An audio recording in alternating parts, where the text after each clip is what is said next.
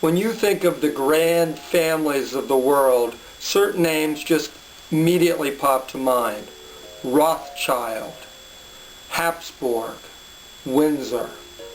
But if you think a little bit more, perhaps the grandest of all the families is the family that I belong to, the Thorntons. And I am so very, very sorry that you cannot be included in our family. Don't be sad. Not everyone can be smart. Not everyone can be pretty. And most certainly, not everyone can be a Thornton. But everyone can enjoy the history of the Thornton family thanks to this project that I have embarked upon. I have decided to make a film history of our family so that you out there can see what makes us so very, very different from you. My film history of the Thornton family should explain to even the dullest of you why we are the way we are and why, sadly, we have no place for you. And always remember, even though you may never be a Thornton, you can always admire a Thornton.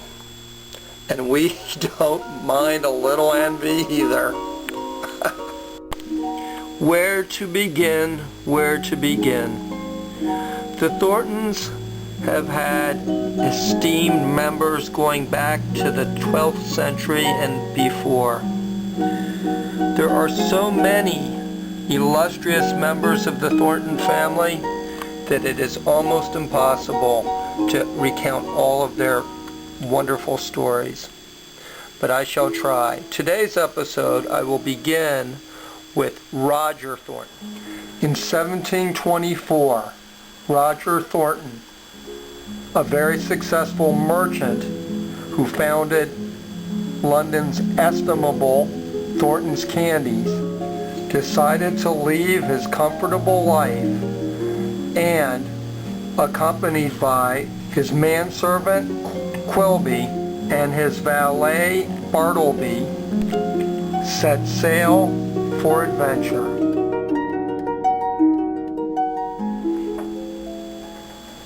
Somehow, they managed to land on a terrifying island which the good Lord apparently had not yet seen fit to rid of various prehistoric nasties.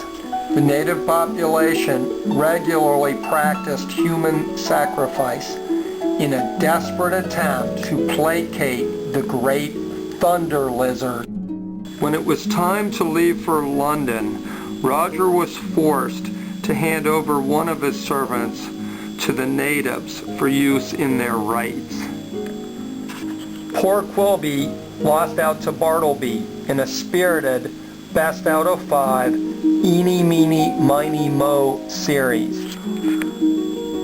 Years later, the Thornton family commissioned that great painter of horseflesh, George Stubbs, to create this monumental oil painting.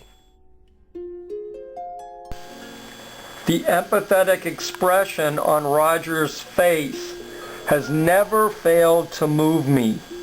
Indeed, those of you who know the Thornton family well probably see a lot of Roger in us modern Thorntons. Incidentally, Roger named a particularly delicious nougat after Quilby as a memorial. And indeed, from 1740 until the turn of the century, Quilbys were the most popular nougat in all of Christendom. Well, I certainly hope you enjoyed this installment of a very special Thornton family history. If you ever happen to see one of us on the street, remember, like many wealthy families, the Kennedys for instance, we never actually carry money with us. So, if you'd really like to get in close with us, buy us a beer. We'd be mighty grateful.